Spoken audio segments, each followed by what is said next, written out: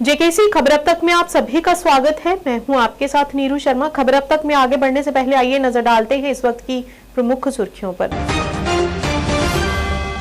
डोगरा सदर सभा के अध्यक्ष गुलचैन सिंह चाड़क ने पत्रकार वार्ता का किया आयोजन और जम्मू क्षेत्र में आतंकवाद के खिलाफ प्रभावी उपायों का दिया सुझाव।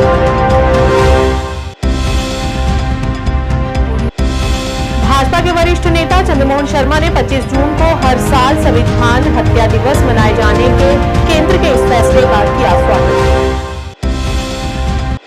जम्मू में लकड़ी के पेशे से जुड़े एक प्रतिनिधिमंडल ने आज जम्मू नगर निगम के पूर्व मेयर राजेंद्र शर्मा से मुलाकात कर वन विभाग द्वारा उनके समक्ष रखी गई शर्तों को लेकर चिंता व्यक्त की। अपनी पार्टी के प्रमुख अल्ताफ बुखारी ने श्रीनगर में किया पत्रकारों को संबोधित और MHA द्वारा लाए गए नए अधिनियम की निंदा।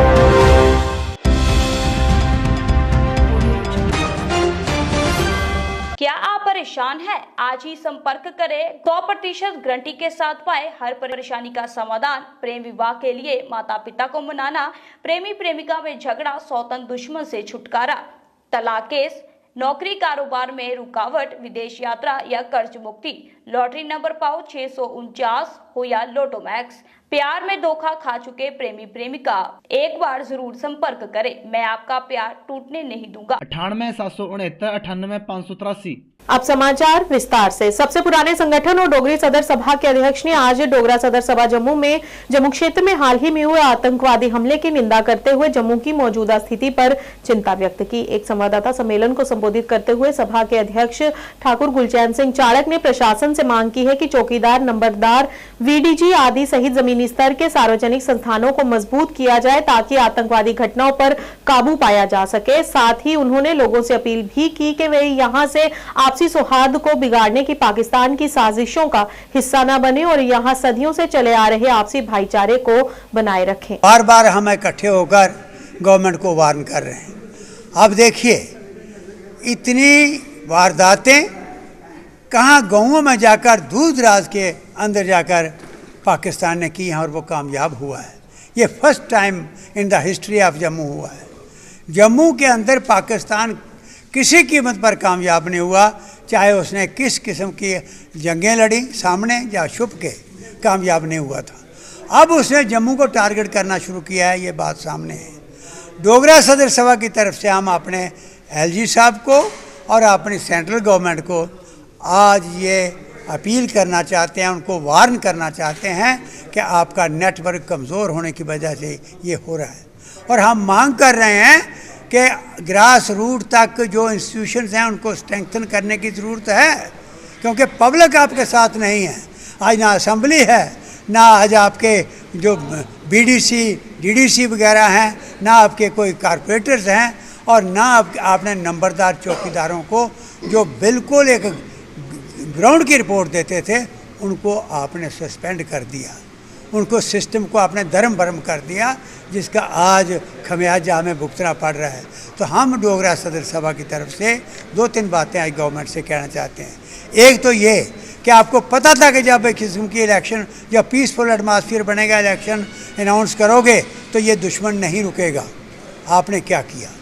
हमने आप पब्लिक से दूर हो गए, हम ग्रास रूट से दूर हो गए, जिसकी वजह से पाकिस्तान ने यहाँ स्ट्राइक करना शुरू किया और हमने गजब के अपने फोर्सेस के जवान खो दिए।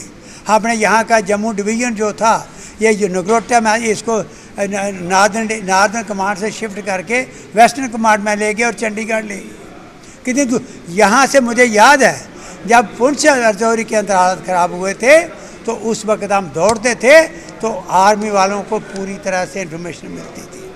आज वो नेटवर्क नहीं रहा। तो हमारी मांग है कि फ़ौरन ग्रास रूट इंस्टीट्यूशंस, नंबरदार, चौकीदार, बाकी आपके इलेक्शनें होंगी तो आएंगे, उनको मजबूत करें, उनसे इंफॉर्मेशन लें, एक नेटवर्क अपना ग्रास रूट तक बनाएं ताकि आपको पता लगे कि रात को कौन आया। भाजपा के वरिष्ठ नेता चंद्रमोहन शर्मा ने त्रिकुटा नगर में भाजपा कार्यालय में पत्रकार वार्ता का आयोजन किया, जिसमें उन्होंने केंद्र सरकार के फैसले का स्वागत करते हुए बताया कि 25 जून को हर साल संविधान हत्या दिवस मनाया जाएगा और उन लोगों के प्रति श्रद्धा भाव भी अर्पित किया जो उस समय जेलों में बंद रहे थे, और कहा कि हर साल जब यह दिवस मनाया जाएगा और लोगों को सतर्क किया जाएगा कि गलत मानसिकता वाली और तानाशाही रुख रखने वाली सरकार फिर से सत्ता में ना पाए। केंद्र सरकार ने 25 जून को हर साल संविधान हत्या दिवस मनाने का प्रोग्राम बनाया है। ये बयान आया है हमारे गृह मंत्री श्रीमान अमित शाह जी का। साथ ही उन्होंने ये कहा है कि जो लोग जिन्होंने सफ़र किया, जो जेलों में बंद रहे, जो एमरजेंसी के खिलाफ लड़े, उन सब के प्रति ट्रिब्यूट है, उनके स्टेटस को रिकग्नाइज किया गया है और उनके प्रति श्रद्धा भाव उन्हें दिखाया है। साथ में ये कहा है, उस स्टेटमेंट में ऐसा कहा गया कि ये दिन 25 जून को हर बार जब मनाया जाएगा तो लोगों को एक प्रकार से हम सतर्क रखेंगे कि इस तरह की टेंडेंसी वाले जो डिक्टेटोरियल जिनका एटीट्यूड हो, जो तानाशाह हो, तो ऐसी भारत में सरकार दोबारा ना आ पाए, इसके लिए लोगों को तैयार रखना है। मैं अपनी ओर से और लोकतंत्र सेनानी हमारे शिवेंद्र कुमार जी डायरेक्टर दूरदर्शन रिटायर हैं, सतपाल जी राठौर और ये राजेंद्र जी, हम सब जेलों में रहे हुए हैं, बहुत से लोग रहे हुए हैं, तो 3-4 लोग हम आए हैं। हम अपनी ओर से और जम्मू के लोगों की ओर से और उन लोगों की ओर से जो लोकतंत्र पर विश्वास करते हैं, जो संविधान का सम्मान करते हैं, हम केंद्र सरकार के इस निर्णय का स्वागत करते हैं। जम्मू में लकड़ी के पेशे से जुड़े एक प्रतिनिधिमंडल ने आज जम्मू नगर निगम के पूर्व मेयर राजिंदर शर्मा से मुलाकात की और उन्हें वन विभाग द्वारा दिए गए नोटिस की जानकारी दी गई। प्रतिनिधिमंडल के अनुसार वन विभाग ने जो शर्तें उनके समक्ष रखी हैं, उन्हें पूरा करना उनके लिए काफी नहीं है।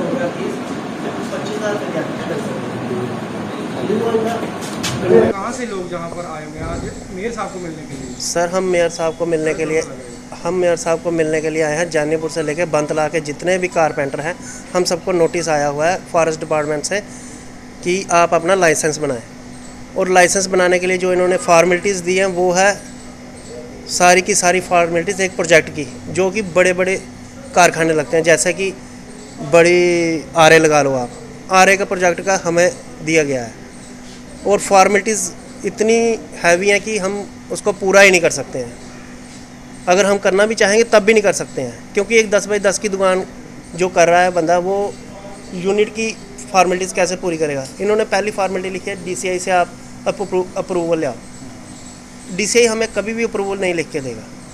उसके बाद इन्होंने दूसरी लिखी है लैंड के लिए कि आपकी अगर लैंड अपनी है तो तहसीलदार से टेस्ट कराएं, और लेकिन 90% लोग ऐसे हैं जो कि किराए पे बैठे हुए हैं, उनको ये 5 साल की मांग रहे हैं रन डीड। हमें तो साल की भी नहीं मिलेगी सर, 5 साल की तो बहुत दूर की बात है। सर, क्या पहले जब कभी आपकी ये चल रहे थे पुराने, तो इसके बारे में कोई पहले आपके पास लाइसेंस या कुछ होता था? सर, फॉरेस्ट डिपार्टमेंट का हमें इस चीज़ का कोई कुछ नहीं होता ना। इन्होंने कहा कि आप रजिस्टर कराएं अपनी दुकान में। पहले कोई रजिस्टर नहीं होती थी? पहले नहीं होती थी। पहले हमें सिर्फ नागा फार्म लगता था हमारी दुकान में, और एक बिजली का बिल लगता था। कितने ही दुकानदार हैं ये सारे टोटल? सर, सिर्फ हमारी बेल्ट के ही 225-30 होंगे। जम्मू के सारे लोगों को पूरे जम्मू को आएंगे ये नोटिस, लेकिन स्टार्टिंग हमारे से हुई है। अब आप मेयर साहब से ये सिर्फ हमें ही नहीं कि छोटे दुकानदारों को नोटिस आ रहा है, ये बड़े बड़े आरे वालों को भी आया हुआ है, ये सबको आया हुआ है। क्या मैसेज दिया? लेकिन उनके सारी फॉर्मेलिटीज़ पूरी होंगी, हमारी नहीं है, हमें फर्स्ट टाइम है। मेयर साहब ने क्या आश्वासन दिया? उन्होंने कहा है हम आपकी बात गवर्नमेंट तक पहुंचाएंगे, आपको इससे निजात दिलवाएंगे। अगर ऐसा नहीं होता तो फिर क्या आगे? फिर हम अपने DFO साहब के पास जाएंगे। वहीं राजिंदर शर्मा ने इस मामले को लेकर प्रशासन के वरिष्ठ अधिकारियों से बात की और उन्होंने कहा कि उन्हें ये शर्तें पूरी करने के लिए कहा जा रहा है, ये बड़े उद्योगों के लिए है, इसीलिए इस नोटिस को दोबारा दोहराया जाना चाहिए। लोग कारपेंटर हैं जिसको हम लकड़हारा बोलते हैं, तो ये छोटे छोटे काम अपनी दुकानों से चलाते हैं, और जो इन्होंने दुकान ली ही है वो बड़े नॉमिनल किराए पे ली हुई है, आज से नहीं, काफ़ी 15-15, 20-20 साल पुरानी। अब फॉरेस्ट डिपार्टमेंट द्वारा अपना नियमों को पालन करवाने के लिए इन सबको नोटिस दिया गया है, जो ये नोटिस है, और मैं मानता हूँ कि इसमें जो इन्होंने प्रावधान रखे हैं वो इनके बस में नहीं है, जिसमें सबसे पहले इनको लैंड रिकॉर्ड अटेस्टेड करवाना है फ्रॉम द कंसर्न्ड तहसीलदार। तो इनके पास रेंट डीड ही नहीं है, तो ये रिकॉर्ड को कहाँ से अटेस्ट करवाएंगे? और साथ में जिनसे इन्होंने दुकानें ली हुई हैं वही इनको निकाल देंगे। भाई आप इतनी देर से यहाँ हो, अब हम इसमें पचड़े में नहीं पड़ना चाहते और आपको हम ये अटेस्टेशन करा के क्यों दें? और आपको मालूम है कि कोई भी आसानी से रेंट डीड नहीं देता कोई भी। तो इन सब का सिर्फ ये तो कुछ लोग आए हैं यहाँ, पूरा जितना भी ये समाज है अपना जो लकड़ी का काम करता है, जिनको हम कारपेंटर कहते हैं, इन सब के घरों की रोजी रोटी का मसला है और इनका काम बंद होने पे आ गया है। अब दूसरा इनको कहा साइट प्लान बना के लाओ, प्रोजेक्ट रिपोर्ट बना के लाओ। और भाई एक आदमी जो एक दिन का 700 रुपया 800 रुपया या जो खुद दरवाज़ा बना के बेचता होगा 1000 रुपया 1200 रुपया जो कमाता होगा, वो कहाँ प्रोजेक्ट रिपोर्ट के चक्करों में पड़ेगा? प्रोजेक्ट रिपोर्ट बनाने के लिए पैसे चाहिए और छोटे काम के लिए क्या प्रोजेक्ट रिपोर्ट बनाएंगे ये? फिर इनको कहा गया है पोल्यूशन कंट्रोल बोर्ड से कंसेंट लेके आओ, कंसेंट टू ऑपरेट।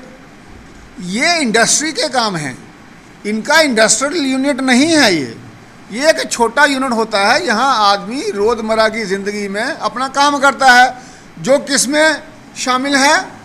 प्रधानमंत्री विश्वकर्मा योजना में भी जिन लोगों को हमने सहायता देनी थी, तो उल्टा इनका काम तो सारा खराब होने जा रहा है।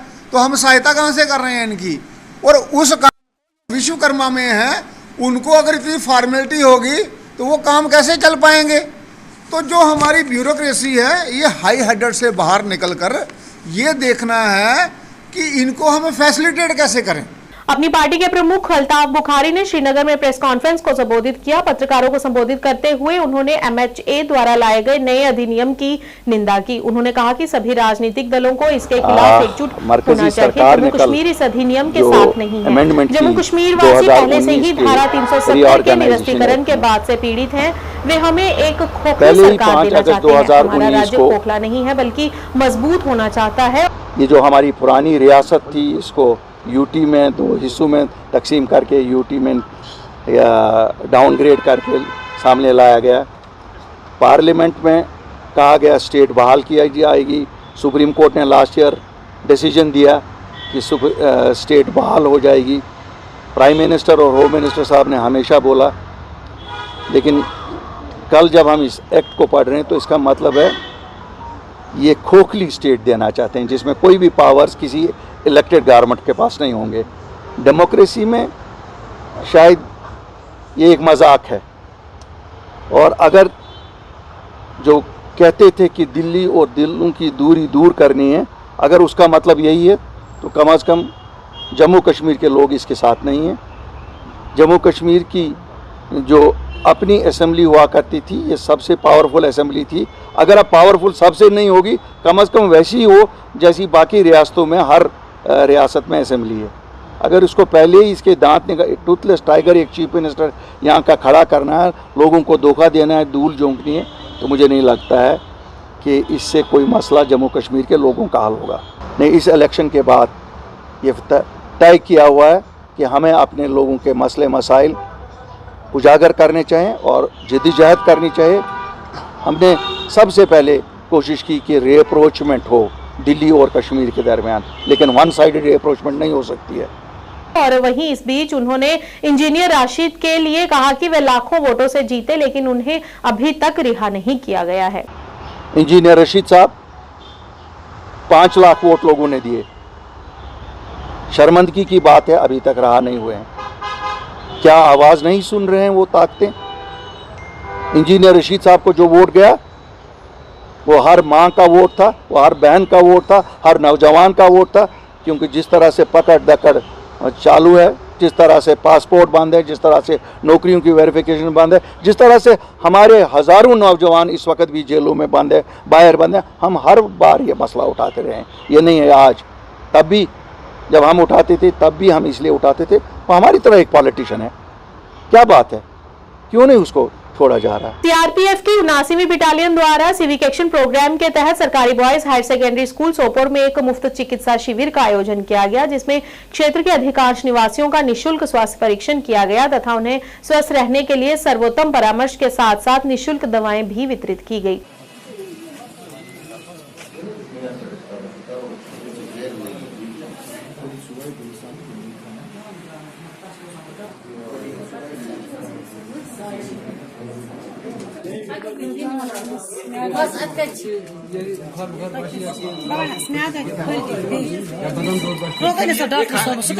खाने के बाद एक तक ले आते हैं।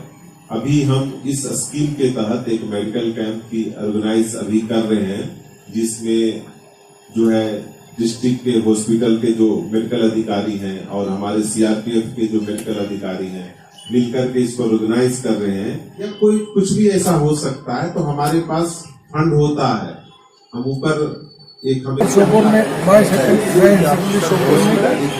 बिल्कुल साहब की वसात से 179 सीआरपीएफ ने जो कैंपेन निकाल किया है मेडिकल कैंप में, उसमें लोगों को बहुत सारी सुविधा इन्होंने यहाँ पे मुहैया रखी है। खासकर दवा इन्होंने एक तो डॉक्टर्स भी अवेलेबल यहाँ पर रखी है, लोगों की चेकअप के लिए दवाएं जो फ्री में उनको भी दे रहे हैं। एक बहुत अच्छा कदम है, हम इसको बहुत ज़्यादा सराहना करते हैं। तो ये ऐसे कैंप बार बार होने चाहिए ताकि हम लोगों को राहत सी मिल जाएगी और लोग भी इससे इस्तेफादा हो जाएंगे।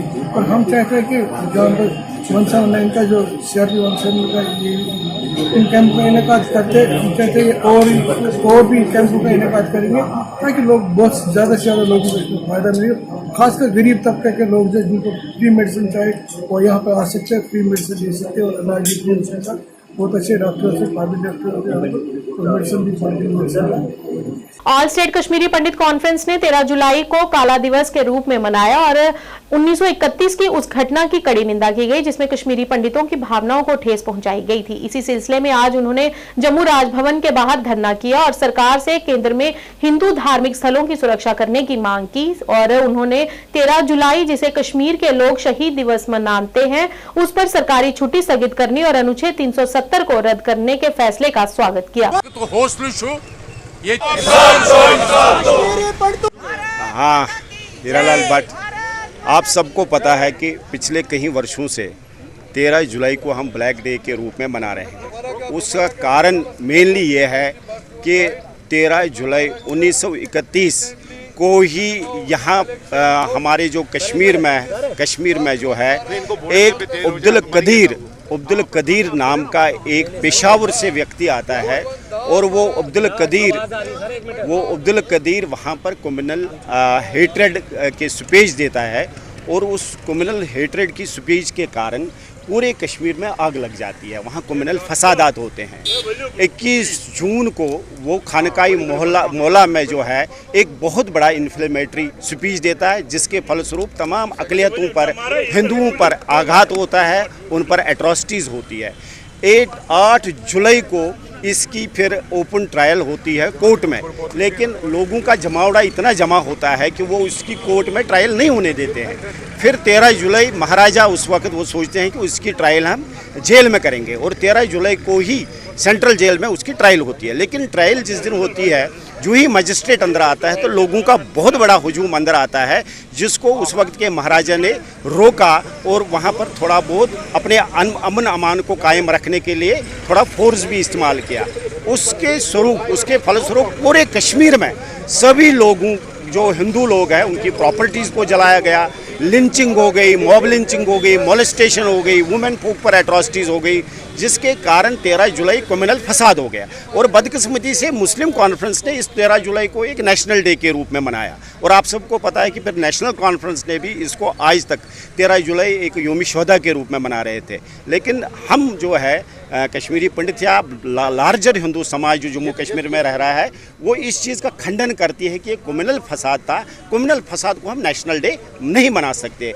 इसलिए ये भी हुआ कि धारा 370 जब ख़त्म हो गई तो ये हमारी बड़ी देरीन डिमांड थी कि 13 जुलाई की छुट्टी को मनसूख किया जाए। वो मनसूख कर दी आज की सरकार ने, लेकिन फिर कहीं ना कहीं अभी भी हमारे वो ज़ख्म ज़िंदा है, ताज़ा है, इसलिए आज के डे को हम ब्लैक डे के रूप में मनाते हैं। कोटली मियां फतेह से लेकर सई बॉर्डर पर जाने वाली रोड के किनारे उगी झाड़ियां लोगों के लिए मुसीबत का कारण बन गई हैं, क्योंकि इसके कारण सड़क पर बड़ी समस्याएं उत्पन्न हो रही हैं। आने जाने वाली गाड़ियां तथा अन्य भी कोई गतिविधियां यहां पर नजर नहीं आ सकती।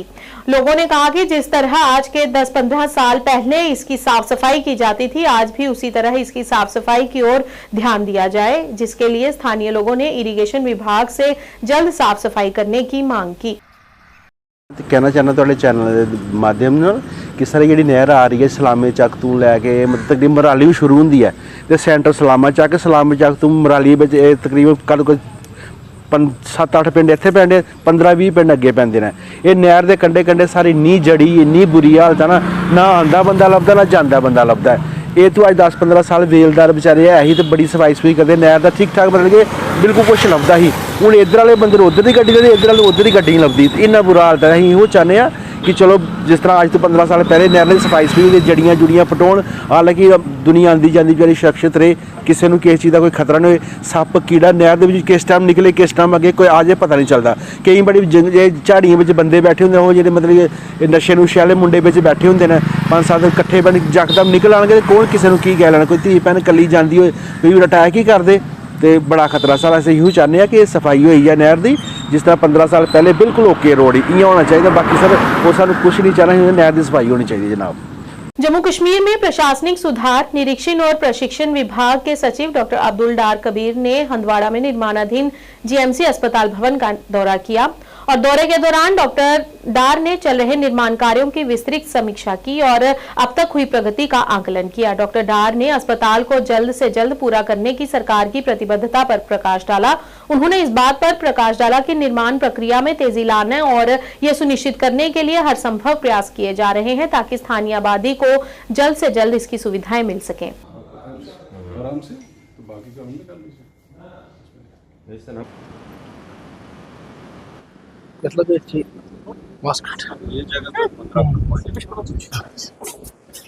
ये तो अभी डिजास्टर गुजर अर्शद सोवल से hall ceiling is not that important which will hamper your day to day work. अगर आप देखेंगे सर वहां लाइटें भी लगी this is I think developer का है कोई इसको कौन कंस्ट्रक्शन एजेंसी कौन है सर हाउसिंग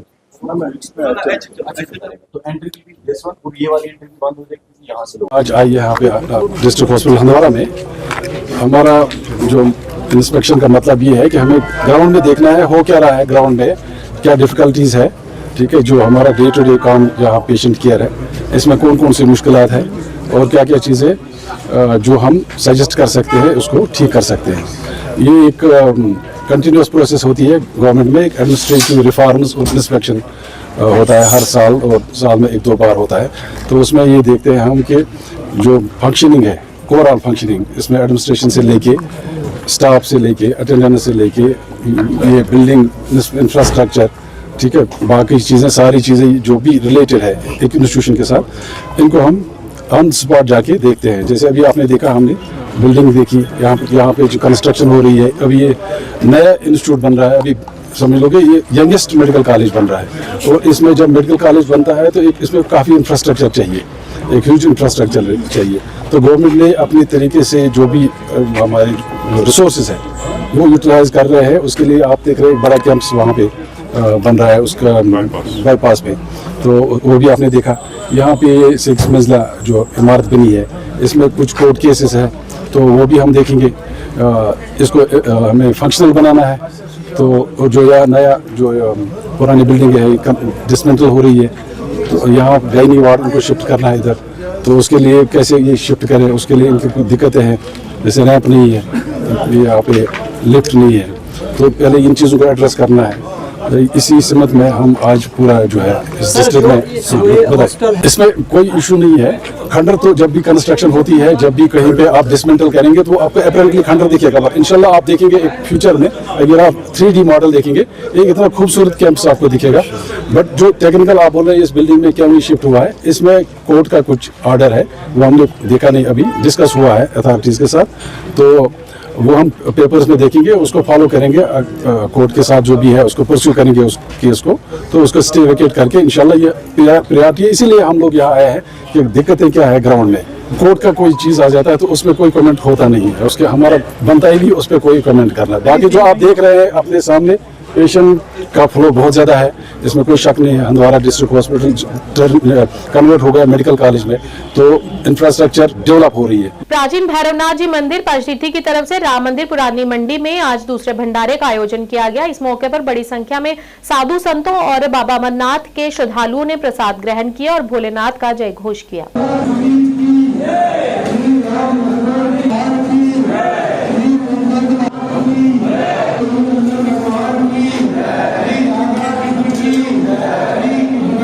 राम मंदिर पुरानी मंडी में भंडारा लगाया गया, साधु संतों का आशीर्वाद प्राप्त किया। पिछले वर्ष ये सर्वप्रथम भैरव मंदिर की ओर से ही भंडारा लगा था पहला।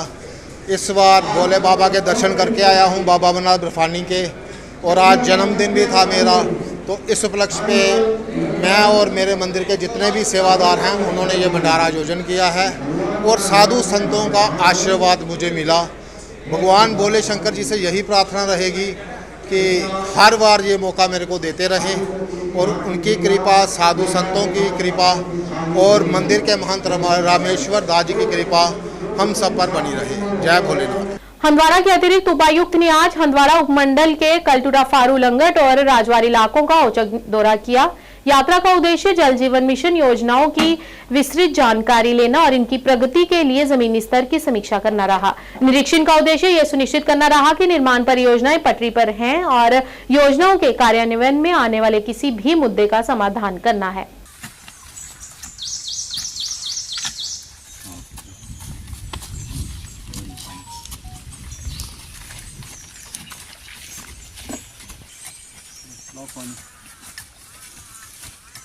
तामीर है। मैं कल भी बदबू गया था, जो अशपुरा का इलाका है, वहाँ भी मैंने देखा हमारा नया जो एक रिजर्वर बन रहा है उसमें काम चल रहा है। थोड़ा स्लो था तो उसमें भी सूरत लाने की हमने हिदायत दे दी, जो कि मैं चला गया था। तो आज की डेट में मैं चूँकि 4 मुख्तलिफ स्कीमें जो है, जैसे वाटर सप्लाई स्कीम, वाटायन है या फ्लोर मिल के नज़दीक हमारा बोरवेल है, वो भी काम कर रहा है, अच्छे से काम कर रहा है। इसी तरह सेगीपोरा की जो एक स्कीम है हमारी, जिसमें हमारा डिस्पर्सिबल ये जो है सबमर्सिबल मोटर लगा है, वो भी काम कर रहा है। लेकिन उसके बाद जब हम पार चले जाते हैं हारीपोरा और यूनसू और वहीपोरा की तरफ, वहाँ पानी की ज़बरदस्त दिक्कत है लोगों को, उसमें कोई शक नहीं है। वहाँ पानी देने के लिए कुछ चीज़ें स्टार्ट हुई हैं, लेकिन वो बदकिस्मती से हुई नहीं। कहीं कॉन्ट्रैक्टर ने काम अधूरा छोड़ दिया, कहीं पे जो टेंडर्स वगैरह हो गई थी तो उसका प्रॉपर रिस्पॉन्स नहीं आया।